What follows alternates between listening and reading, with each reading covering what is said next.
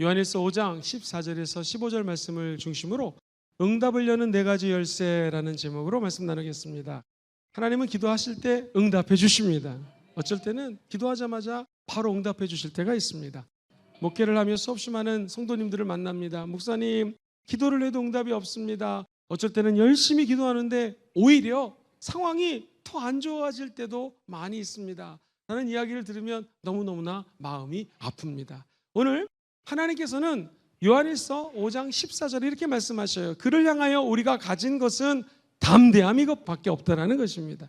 그의 뜻대로 무엇을 구하면 들으십니다. 쉬운 말 성경은 14절에 이렇게 번역을 했습니다. 하나님 앞에서 우리가 갖는 확신은 이러하니 곧 무엇이든지 우리가 하나님의 뜻에 따라 구하면 하나님께서는 언제든지 우리의 기도를 들어주신다는 사실입니다. 목사님, 도대체 그 하늘 문을 여는 열쇠는 무엇입니까? 기도 응답의 열쇠는 무엇입니까? 첫 번째, 하나님의 뜻입니다. 하나님의 뜻을 구하는 열쇠를 소유하시기를 주의 이름으로 축원드립니다. 오늘 본문은 이야기합니다. 하나님의 뜻대로 구하면 주님이 들어 응답해 주십니다. 목사님, 하나님의 뜻이 무엇입니까? 내가 어떤 마음으로 하나님의 뜻을 구할 수 있을까요? 그것은 겸손한 마음으로 나아가기. 하늘의 뜻은 상한 심령이 임합니다. 다윗이 범죄했습니다. 해서는 안 될 일을 했습니다. 간음죄를 범했습니다. 간접 살인죄까지 범했습니다. 그가 하나님께 기도하는 것은 주의 성령을 내게서 거두지 말아 주시옵소서. 시편 51편 철철철철 흘러넘치는 그 기도의 마음은 하나님께 겸손히 낮아지는 것입니다. 17절 말씀에 이렇게 적혀 있어요. 하나님께서 구하시는 제사는 상한 심령이라. 우리 예수님 보십시오. 우리 예수님은 하나님이십니다. 그런데 그분이 십자가의 고난이 너무너무나 그 인간의 육신을 입고 오셨기 때문에 고통스러우셨습니다. 우리 주님의 기도가 주여 이 잔을 내게서 좀 지나가게 도와주옵소서. 그런데 우리 주님의 기도가 바뀝니다. 아버지, 내 뜻대로 마옵시고 아버지의 뜻대로, 내 원대로 마옵시고 아버지의 원대로 하옵소서. 기도는 무엇인가? 하나님의 뜻대로 기도할 때 응답을 받습니다. 같이 볼까요? 내 뜻이 아니라 하나님의 뜻대로. 하나님의 뜻을 구하는 자들은 납작 엎드려져서 겸손해야 됩니다. 하나님의 뜻은 무엇인가? 하나님의 뜻을 알고 그 계명을 실천할 때 우리 주님은 응답해 주십니다. 대부분의 성도님들이 이제 1년, 2년, 10년 다니다 보면 하나님의 뜻을 압니다. 그런데 중요한 것은 그 하나님의 뜻을 진심으로 받아들이고 그 뜻에 따라 살아 애쓸 때에 주님께서는 하늘의 문을 여시고 응답을 부어주셔요.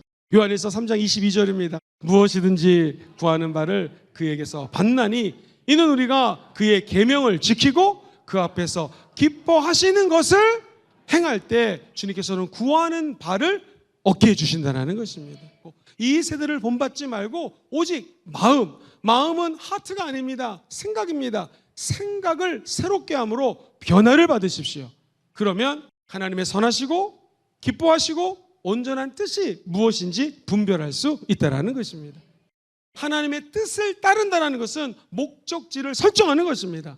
목적지가 엉뚱한 곳으로 적혀져 있으면 엉뚱한 데로 갈 수 있는 것이죠. 우리의 목적지를 아버지의 뜻에 따라 정하면 주님께서는 한 걸음 한 걸음 저와 여러분들을 인도해 주실 것입니다. 두 번째, 목사님, 기도 응답의 문을 여는 열쇠는 무엇입니까? 믿음입니다. 같이 읽어보죠. 시작. 믿음으로 붙드는 열쇠. 하나님은 기도할 때 이미 들으셨습니다. 다니엘이 기도할 때 하나님은 들으셨습니다. 그 응답을 갖고 오는 21일 동안 저 공중의 권세 잡은 자들과 영적인 전쟁이 펼쳐졌습니다. 저 여러분들이 기도하면 주님은 들으십니다. 우리가 말한 대로 행하여 주십니다. 오늘 본문 15절 전반 앞부분을 읽어보면 무엇이든지 너희들이 구하면, 우리가 무엇이든지 구하는 바를 주님이 어떻게 하세요? 들으신다는 거예요. 마가복음 11장에는 우리 주님께서 이렇게 말씀을 하십니다. 24절 그러므로 내가 너에게 말하노니 무엇이든지 기도하고 구하는 것은 받은 줄로 어떻게 해요? 믿는 것입니다. 그리하면 너희에게 그대로 되리라. 기도하고 구한 것은 받은 줄로 믿으라는 것이죠. 사랑하는 성도님들, 하나님은 기도를 들으시는 분이시고요, 우리는 하나님께 간절히 간구하면 크고 은밀한 일을 보여주십니다. 때로는 내 생각과 내 뜻과 다른 응답이 내릴 수도 있습니다. 그러나 하나님은 그 기도를 들으시고 응답해 주시는 분이십니다. 하나님을 믿을 때 하늘의 역사가 나타나게 됩니다. 우리에게 기도해 주는 메시지가 있습니다. 같이 해보실까요? 의심을 버리기. 시작. 의심을 버리기. 가장 기도의 큰 장애물이 바로 이 의심입니다. 의심은 하나님의 사랑을 의심하는 거예요. 의심은 하나님이 온전한 분이 아닌 것으로 생각하는 거예요. 그분의 인격을 무시하는 것이 바로 이 의심입니다. 확신이 없이 중언부언하게 되는 이유는 의심이 다가오기 때문에 그렇습니다. 민수기 23장 19절 말씀, 하나님은 사람이 아니시니 거짓말을 하지 않으시고 인생이 아니시니 후회가 없으시도다. 어찌 그 말씀하신 말을 행하지 않으시며 하신 말씀을 실행하지 않으시니. 기도는 무엇인가? 중언부언이 아닙니다. 하나님께 믿음으로 한 가지를 아뢰는 것이죠. 그때 주님께서는 믿음대로 될지어다. 세 번째 단계는 끝까지 인내하는 열쇠. 그래도 문이 안 열리면 응답이 지연된다 할지라도 지연은 거절이 아닙니다. 응답이 좀 딜레이 될 뿐이지 하나님께 기도하면 주님은 언젠가 반드시 응답해 주십니다. 우리의 마음 자세가 간청하는 간절한 마음 갖기. 예수님은 간절히 청하는 자에게 응답해 주신다고 약속하셨습니다. 누가복음 11장 8절에 보니 이렇게 예수님이 말씀하십니다. 내가 너희에게 말하노니 비록 벗됨으로 인하여서는 일어나서 주지 아니할지라도 그 간청함을 인하여 일어나 그 요구대로 주리라. 하나님이 하신 일이 있습니다. 우리가 해야 될 일이 있습니다. 너는 네 입을 넓게 열라. 우리가 해야 될 일입니다. 하나님이 하신 일은 무엇입니까? 내가 채우리라. 포기하지 마십시오. 끝까지 인내하면 하늘의 영광이 드러나게 될 것입니다. 우리가 해야 될 수 있는 것은 낙심하지 않기, 끝까지 기도하셔야 됩니다. 디모데후서 1장 7절에 보면 이런 말씀이 있습니다. 하나님이 우리에게 주신 것은 두려워하는 마음이 아니요 오직 능력과 사랑과 절제하는 마음이에요. 베드로야, 주여, 주면 제가 주님께로 걸어가길 원합니다. 걸어와라. 그는 주의 음성을 듣고 진짜 걸어갑니다. 무리를 걷습니다. 근데 그의 눈이 파도를 봅니다. 넘실넘실거리는 그 환경을 바라봅니다. 그때 베드로는 물속에 빠져들어간다는 것이. 야고보서를 읽다 보면 재미있는 말씀이 많아요. 너 조금도 의심하지 말아라. 의심하는 자는 바람에 밀려 요동하는 바닷 물결 같다고 얘기합니다. 파도가 칠 때 이리 치고 저리 치는 것처럼 마음에 요동치지 말라는 거예요. 의심하지 말라는 것입니다. 사랑하는 성도님들, 아무리 기도해도 응답이 없어요. 끝까지 조금 더 인내하며 기도하십시오. 그 기도는 주님께서 들으시고 반드시 응답해 주실 것입니다. 네 번째, 열쇠가 제일 중요합니다. 깨끗한 마음입니다. 같이 읽어보죠. 시작. 깨끗한 마음의 열쇠. 하나님과 우리 인간의 사이를 가로막는 것이 죄악입니다. 하나님과 나의 사이. 원래 아담과 하와가 에덴 동산에 창조될 때는 죄가 없었습니다. 늘 하나님과 교통했습니다. 하나님과 늘 노래하며 즐겁게 지냈습니다. 그런데 마귀가 의심을 갖고 옵니다. 넘어가죠. 죄를 범하게 됩니다. 그 다음부터 우리 인간은 하나님께로 나아갈 수 있는 길이 막히게 되었습니다.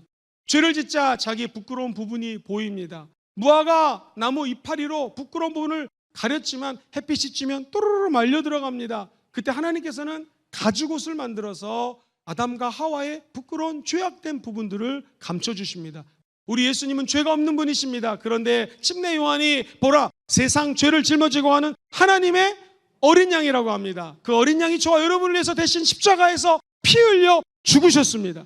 그리고 우리 예수님은 부활하셨습니다. 그분이 가죽옷을 입혀준 것처럼 예수 그리스도의 피 묻은 옷을 우리 영혼 속에 입게 된다면 저와 여러분들은 악습을 따라가는 옛사람을 던져버리게 될 것이고요, 새 사람으로 옷을 입게 될 줄 믿습니다. 그것이 바로 십자가의 옷입니다. 예수 피의 옷입니다. 우리는 부족하지만 주 앞에 나와 엎드려 기도하고 겸손하게 주여 깨끗한 심령을 회복시켜 주시옵소서. 그때 우리 하나님 아버지는 저와 여러분들에게 예수의 피 묻은 옷을 입혀주게 될 것입니다. 기억하십시오. 예수 보혈의 능력이 있습니다. 하나님의 사랑이 그 모든 쓰레기들을 다 던져 없애주는 것이죠. 그러므로 우리가 해야 될 일이 있습니다. 기도하기 전에 철저히 회개하기.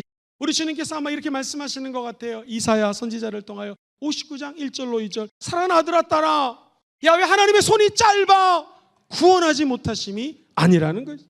하나님의 귀가 둔하여 듣지 못하심도 아니라는 것입니다.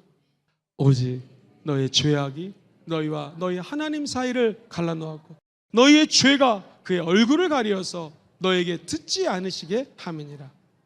너희는 기도할 때 외식하는 자와 같이 기도하지 말아라.